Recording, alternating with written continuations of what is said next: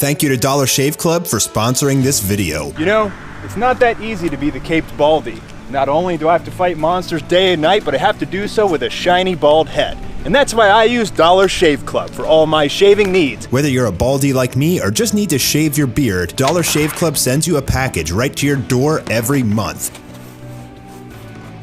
Now, Dollar Shave Club has you covered for more than just shaving products, including shower gels, oral care, deodorant, and even butt wipes. Right now, they have this great offer where you can get their shave, shower, and oral starter set each for only $5. All the gels and creams are great, keeping you smelling manly. But my favorite are the razors, which are so much better than other brands. Go to dollarshaveclub.com/Mastar and get your first starter set for just $5. Warning, spoilers are ahead in this video for One Punch Man Season 3. In this video, we're going to break down all of Garo's forms throughout his entire journey to become the ultimate monster. However, please keep in mind that these form names were never technically declared in the manga or the One webcomic. Normal Garo, Half Monster Garo, Half Monster Garo Level 2, Awakened Garo, Monster Garo, and Monster King Garo. In One Punch Man Season 2, we just saw Garo begin his monsterification process, now with red hair and a red right eye. However, this is the very beginning stages for Garo's transformations, who will eventually develop into the strongest monster the entire One Punch Man universe has ever seen. Garo, who considers himself a human monster, increases his strength at the speed of a Saiyan, with multiple battles and near-death experiences increasing his strength and abilities. In the beginning of One Punch Man Season 3, Garo will meet the Monster Association, which he really wants nothing to do with. However, Giro, the mastermind behind the Monster Association, has plans for him to surpass even the Monster King Orochi. He sees the potential in Garo and knows that the secret to bringing out his fullest potential as a monster is through near-death experiences. As such, Giro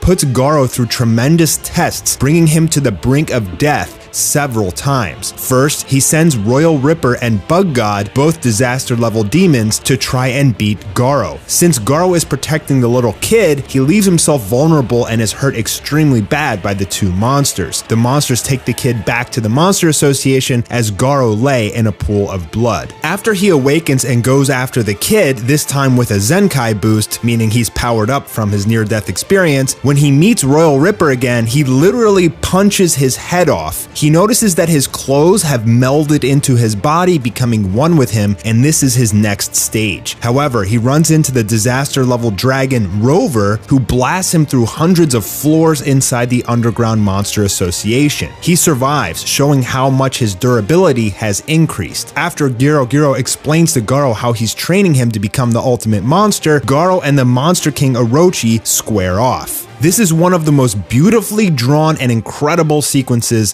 I've ever seen. Orochi bursts out of the ground, grabbing Garo and crushing him before tossing him onto the floor. Garo lays there twitching before raising his arms, slamming his elbows onto the ground to spin himself back up onto his feet. Orochi manipulates his horns to go after Garo, impaling him into the wall. Garo spits out blood but survives, with a large gaping hole in his torso. Covered in blood, bones crushed, he stands upright and says it's nothing. His resilience has increased tremendously, and even Giro commends it. Now Orochi launches multiple horns at Garo, who uses the Fist of Flowing Water Crushed Rock to deflect them. He jumps around, dodging the horns as they fly around the arena, causing damage to the surroundings. Multiple monsters watch in complete awe at the fight. As Garo dodges, Giro sees that Garo's speed is increasing. This is the type of battle Garo needs to push his limits and ascend to the next level. Garo launches himself up at Orochi, getting in range to land a blow to his head, but unbeknownst to him, the Monster King Orochi can manipulate his body and transform, and a giant monstrous mouth bursts out, catching Garo off guard. Garo is able to escape and lands back on the ground, where Orochi transforms into a dragon-looking life form. Unbelievably stunning panels here from Yusuke Murata. You should really read this chapter if you haven't already. It's chapter 92 in the One Punch Man manga. The mouths of the dragons begin to charge up these powerful laser beams, incinerating the surrounding area. Garo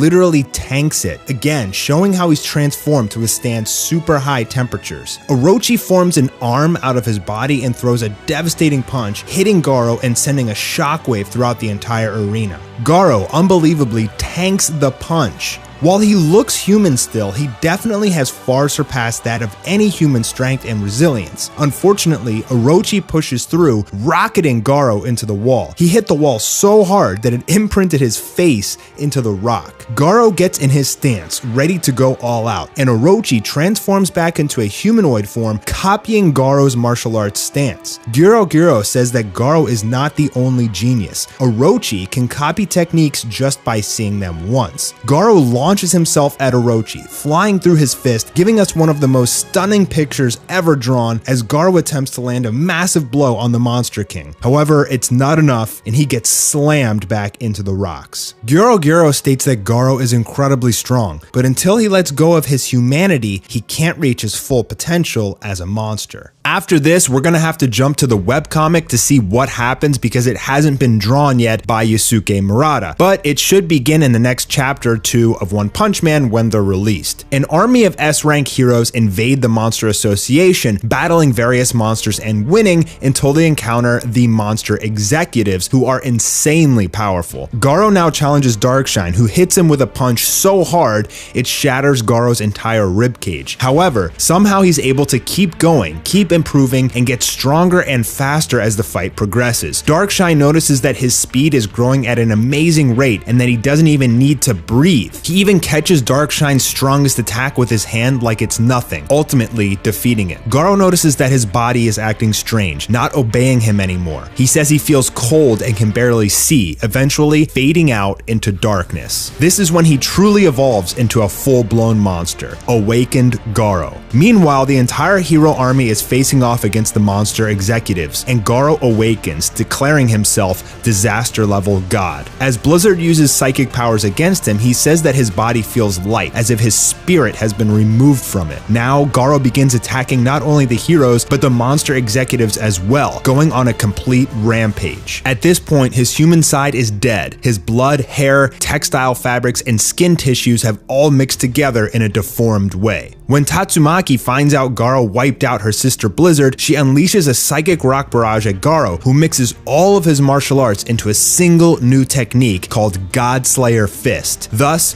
Godslayer Garo is born. With this technique, he's able to take on all of the S-rank heroes at once, crushing them in an instant. But in the heat of the battle, Saitama arrives. They have some dialogue before the battle kicks off, and it looks like it's gonna be even better than the Boros fight. Monster Garo is able to withstand multiple attacks from Saitama, including a body slam, serious headbutt, two-hand normal punch combo, and more. Saitama is happy that he can keep going, and the battle continues. Garo can even dodge many of Saitama's attacks and turn his own moves against him. However, it's the Cape Baldy we're talking about here who completely annihilates Garo despite all of his efforts. Garo knows he needs more in order to win. More speed, more technique, more attacks, planning, power. He knows he needs something. To defeat unfair beings known as heroes, he must become an unfair being himself. With that, the sky darkens and a bolt falls from the sky. Garo begins to transform even further, a muscular, ogre-looking being with spikes protruding from his body. Saitama uses serious headbutt on his punch, shattering his arm, but Garo regrows it instantly. He morphs again, even further, becoming a gigantic, overgrown being with wings. This is his final form, but in the end, it's not enough. He has transformed so much out of desperation that he's now weaker than before. Think Perfect Cell vs. Gohan. Saitama shatters his entire monsterification, and in the end, Garo lives, possibly returning as a good guy in the future. Remember though, this is the way that One wrote the webcomic, and while Yusuke Murata adapts it into One Punch Man manga closely, it's not identical. He puts his own spin on it, so the way all of this goes down and Garo's transformations may be different in the manga and the anime. One more tidbit of information: in an interview where One, the creator of the original One Punch Man webcomic, was questioned about who would win in a fight between Boros and Garo, and One replied that it would be a good match and that he is uncertain of the victor, although he does believe that Garo is stronger in close combat. Thank you guys for watching my video, and thanks again to Dollar Shave Club for sponsoring. Leave your comments below and a thumbs up if you enjoyed this video. I'll talk to you guys soon. Hawaii da!